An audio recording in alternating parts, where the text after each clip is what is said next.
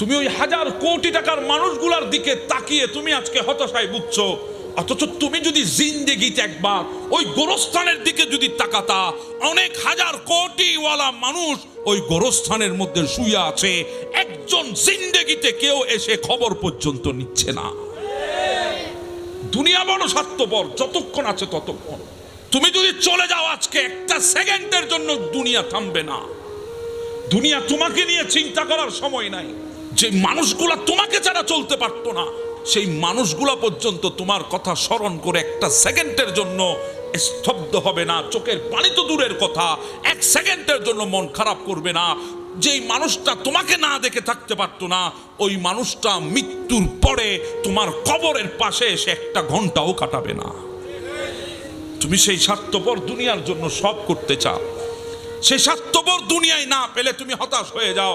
আরে বাবা, আমি তো বলি